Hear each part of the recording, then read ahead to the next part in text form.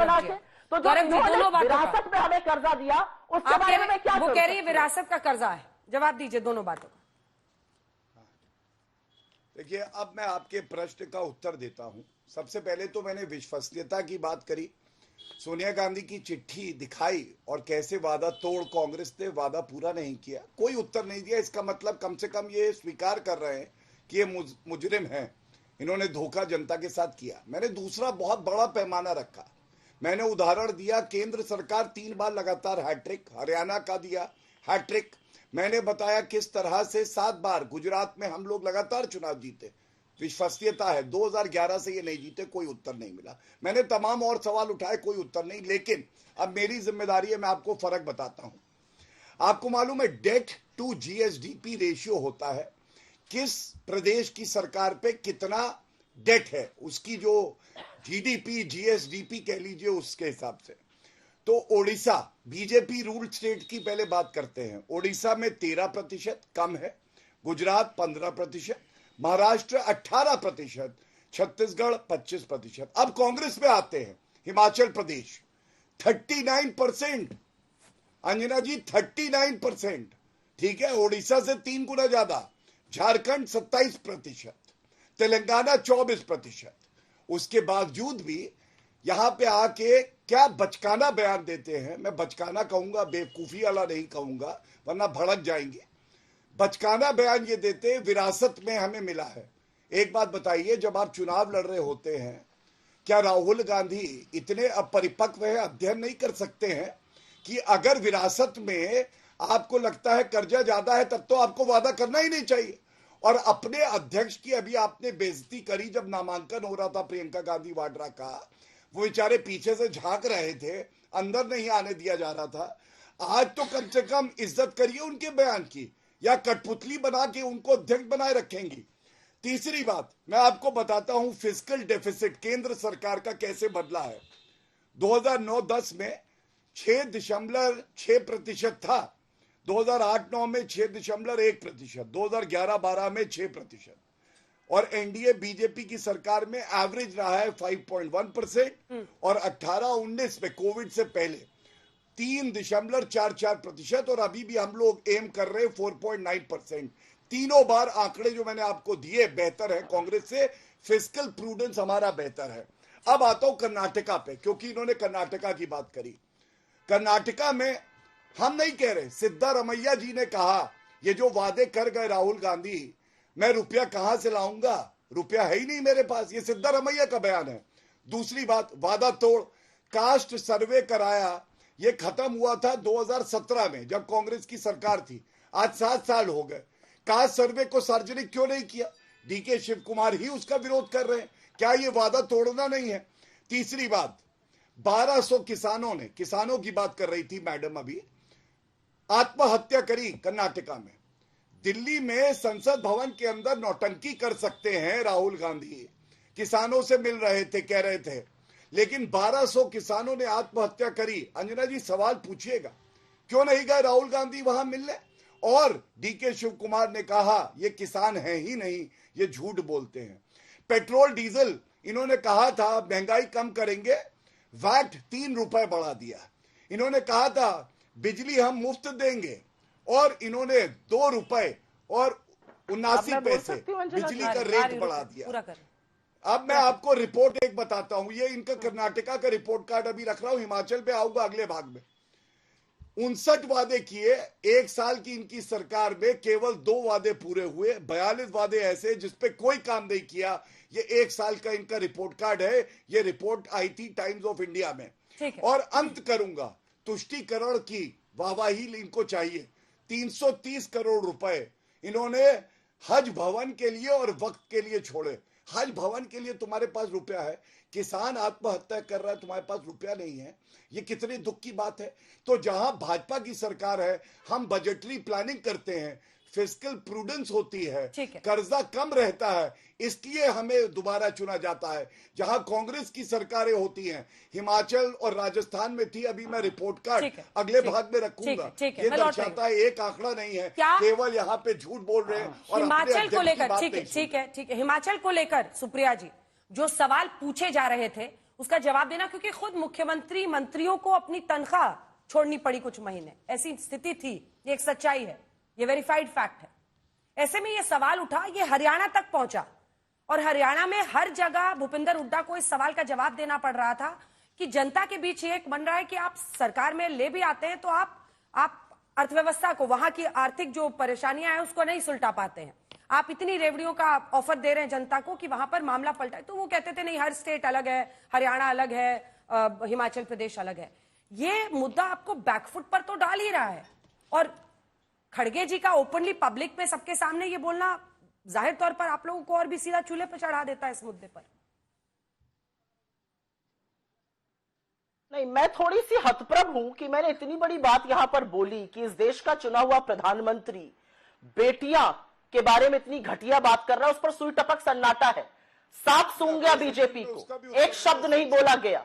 आपने भी उनसे सवाल नहीं पूछा, उन्होंने भी नहीं बोला। और मुझे इस पर विशेष आपत्ति है क्योंकि मैं एक महिला हूं और मेरी बेटी है, मुझे पता है आपकी बेटी है, इनकी भी बेटियां हैं। इस तरह से बातें नहीं करनी चाहिए। देश के प्रधानमंत्री को घटिया शर्मनाक बयान नहीं करना चाहिए था। बीच में मत बोलिए, मैं आपके बीच में नहीं बोली थी। तमीज से डिबेट कर लीजिए। आपकी हर बात का जवाब दे रही हूं, आपके झूठ का पर्दाफाश कर रही हूं। सुनिए राज्यों के नाम। उत्तर प्रदेश पर कर्जा है 7,70,000 करोड़ का। हरियाणा पर कर्जा है 3,17,000 करोड़ का। 10 राज्यों का नाम ले रही हूं जिसमें से 6 में आपकी सरकारें हैं। तमिलनाडु, उत्तर प्रदेश, महाराष्ट्र, पश्चिम बंगाल, राजस्थान, गुजरात, मध्य प्रदेश, बिहार, ये सारी आपकी सरकारें हैं जहां पर कर्जा टॉप 10 स्टेट्स ऑफ इंडिया में आता है। तो इस तरह की औनी पौनी बातें मत करा करिए। उत्तर प्रदेश में 7,70,000 करोड़ है, महाराष्ट्र में 7,22,000 करोड़ है, कर्नाटका में बिल्कुल कर्जा है 5,97,000 करोड़, राजस्थान में 5,62,000 करोड़ है, गुजरात में बड़ा गुजरात मॉडल देखते थे 5 लाख करोड़ कर्जा करके बैठे हुए हैं। तो यहां मेरा मुंह मत खुलवाइए। लेकिन अंजना जी, आपके डायरेक्ट सवाल का जवाब देने से पहले जैसे वहां जलेबी बनाई गई, थोड़ी मैं भी बनाऊंगी। और इसलिए बनाऊंगी क्योंकि झूठ का पर्दाफाश करना जरूरी है। आपके चैनल पर, आपकी वेबसाइट पर, आपके रिपोर्टर ने फैक्ट चेक करके बताया कि खड़गे जी के बारे में नरेंद्र मोदी ने, बीजेपी ने और प्रवक्ताओं ने झूठ फैलाया। उनको चेक नहीं किया गया, उन्होंने खड़गे जी के बारे में फिर से झूठ बोला, वायनाड के बारे में। मैं उसकी पुष्टि नहीं करूंगी, उसकी पुष्टि हो चुकी है। डीएम ने 5 लोगों की अनुमति दी थी, इसलिए खड़गे जी बाहर थे। जैसे ही उनको पता चला लोगों को, वो बाहर गए। खड़गे जी पहले अंदर आए, राहुल जी बाद में अंदर आए, सोनिया जी पीछे बैठी थी, खड़गे जी आगे बैठे थे। ये दुनिया ने देखा, तो इन झुट्ठों की क्या बात करनी है। उसके बाद मैं बात करना चाहती हूं जो लेटेस्ट आंकड़ा आया है, बड़ा फितूर कसते हैं, वर्ल्ड बैंक कूदेंगे। सबसे ज्यादा दुनिया के गरीब भारत में है। 23 करोड़ से ज्यादा गरीब एब्जेक्ट पॉवर्टी में भारत में रह रहे हैं। यह वर्ल्ड बैंक का आंकड़ा है जिसको लेके कभी कभी आप बहुत कूदते हैं। इस आंकड़े पर भी बोलिए। दूसरा, ठगने की बात और चेंज करने की बात, बिल्कुल जीएसटी लागू नहीं होना चाहिए। नरेंद्र मोदी जब चीफ मिनिस्टर थे, फूड सिक्योरिटी एक्ट नहीं लगनी चाहिए, नरेंद्र मोदी जब चीफ मिनिस्टर थे। जब प्राइम मिनिस्टर बन गए तो दोनों चीजें चंगासी हो गई। और ठगने की जहां तक बात है ना, तो ये ठगने की एक आंकड़ा फिर से सुनिए। 55 लाख करोड़ हमारे ऊपर कर्जा था जब नरेंद्र मोदी इस देश के प्रधानमंत्री बने थे। ये सेंट्रल गवर्नमेंट का डेट बता रही हूं आपको, इसमें स्टेट्स नहीं है। वो डेट बढ़कर 220 लाख करोड़ हो गई। 14 प्रधानमंत्रियों ने 55 लाख करोड़ का कर्जा लिया था, भाई साहब ने 165 लाख करोड़ अपने दम पर कर्जा ले लिया। भगवान जाने ये कर्जा कहां गया, किस अडानी को गया, कहां गया, हम नहीं जानते हैं। लेकिन मैं यहां पर कुछ बातें कहना चाहती हूं और वो बातें कहनी जरूरी हैं। आज नरेंद्र मोदी झारखंड आए, आपने उनकी कुछ बाइट सुनाई, वो महिला वाली आपने नहीं सुनाई, आपने घुसपैठ वाली सुनाई। घुसपैठ ये है, जब चुनाव आता है इनको घुसपैठ दिखता है। क्यों दिखता है इनको घुसपैठ? क्योंकि ये बांटने की राजनीति करते हैं। अरे केंद्र में सरकार आपकी है, 11 साल से झुंझुना बजा रहे हैं क्या कि घुसपैठियों को नहीं रोक पा रहे हैं। बांग्लाभाषी घुसपैठिया है। मैं उत्तर प्रदेश से आती हूं, पीलीभीत में बांग्लाभाषी भरे पड़े सब घुसपैठी है। जब एनआरसी हुई असम में, वहां पे 19 लाख लोग मिले घुसपैठिए। कहां चले गए वो सब लोग? गुजरात भेज दिए क्या? उनके बारे में अब कोई चर्चा नहीं होगी। जहां चुनाव होगा वहां घुसपैठिए और उनके सरगना, इनके जैसे लोग आ जाएंगे बात करने के लिए। मैं 2 सवाल पूछना चाहती हूं जो आज आपके चैनल पर पूछने जरूरी है। बस वो पूरा हम इकोनॉमी पर डिस्कशन कर रहे हैं, बिल्कुल डिस्कशन करिए इकोनॉमी पर। इकोनॉमी पर डिस्कशन करते करते ग्रॉस फिक्स कैपिटल फॉर्मेशन पर डिस्कशन कब होगा? इन्वेस्टमेंट पर डिस्कशन। सारे लोग आकर टीवी पे बोलते हैं बहुत बढ़िया मोदी जी बहुत अच्छा कर, बेचारे डरते नहीं तो आईटी की रेड पड़ जाएगी। क्यों नहीं इंडियन इंडस्ट्री इन्वेस्ट कर रही है, कंजम्पशन क्यों गिर रहा है, नौकरियां क्यों नहीं बन रही हैं, एक्सपोर्ट क्यों गिर रहा है, ट्रेड डेफिसिट क्यों बढ़ रहा है, और वो भी चाइना के साथ $100 बिलियन से पार करा दिया है। इकोनॉमी पर चर्चा करेंगे, आइए चर्चा करते हैं आज इकोनॉमी पर। और आप एक एक बिंदु अर्थव्यवस्था पर भारत सरकार के कर्ज पर भी उनके प्रश्न का जवाब दीजिए। और पूरे झारखंड में जैसा कि आपका संकल्प पत्र भी रिलीज हुआ, तो चाहे वो गृह मंत्री हो, प्रधानमंत्री हो, बार बार बांग्लादेशी घुसपैठियों का और बांग्लादेशी घुसपैठियों में अंकिता जैसे केसेस को सामने रखा जा रहा है, जहां पर वहां पर लड़कियों के साथ जो मुस्लिम समुदाय के लोग हैं वो शादी कर रहे हैं, जो घुसपैठी हैं वो वहां पर शादी कर रहे हैं और हत्या जैसे कांड हो रहे हैं। इस पर ये कितना गंभीर है कि इसको सबसे बड़ा मुद्दा आपकी पार्टी झारखंड के चुनाव में बना रही है? गौरव भाटिया जी। मैं उत्तर दूंगा आपके प्रश्न का भी, लेकिन उससे पहले कुछ बातें जरूर कहना चाहता हूं। बेटी की बात करी, बागपत के कांग्रेस पार्टी के जिला अध्यक्ष यूनुस चौधरी हमारी बेटी के साथ क्या कर रहे थे अभी सबने देखा है, और वो कर रहे थे जो मैं चैनल पर बोलूंगा नहीं। हो सकता है कांग्रेस का चरित्र यही हो, और इसीलिए यूनुस चौधरी को जिला अध्यक्ष बनाया है। झारखंड में बेटी की बात करेंगे आप, आपका एमएलए है इरफान अंसारी, वो सीता सोरेन जी को रिजेक्टेड माल बुला रहा है, रिजेक्टेड माल। आप मुझे बताइए किस मुंह से यहां पे एक महिला होके ये बैठ भी पाती हैं, जब इनका एमएलए एक हमारी झारखंड से बहन को, सीता सोरेन जी को, कहता है रिजेक्टेड माल है।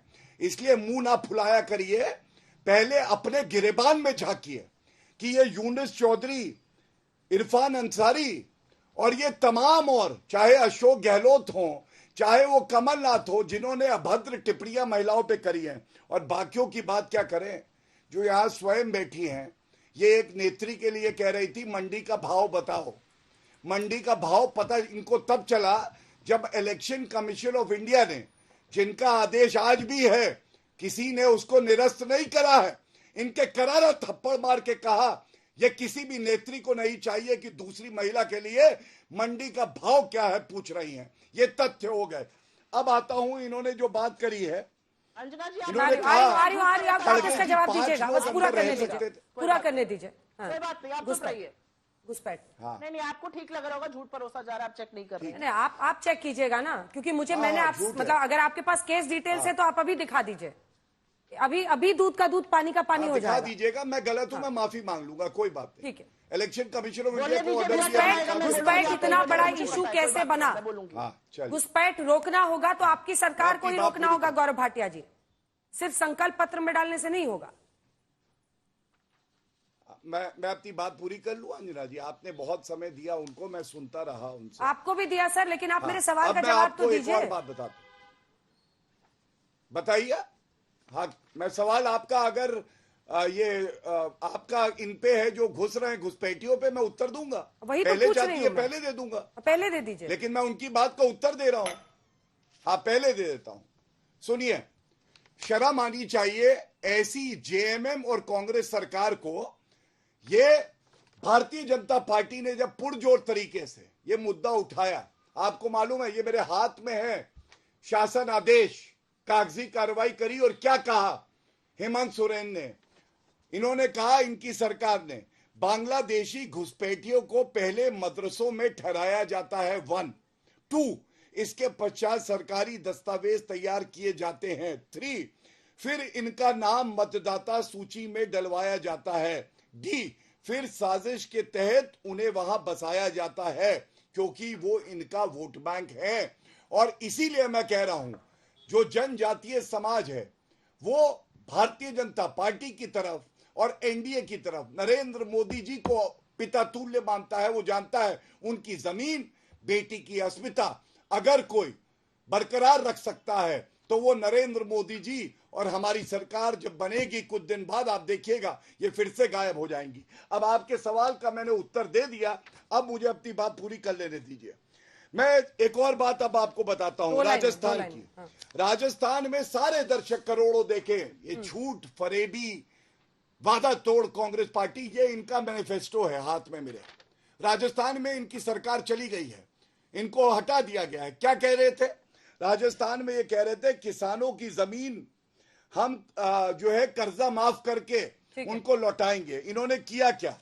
ये मेरे हाथ में असेंबली में एक प्रश्न पूछा सतीश पुनिया जी ने भाजपा की तरफ से, तो क्या उत्तर मिला?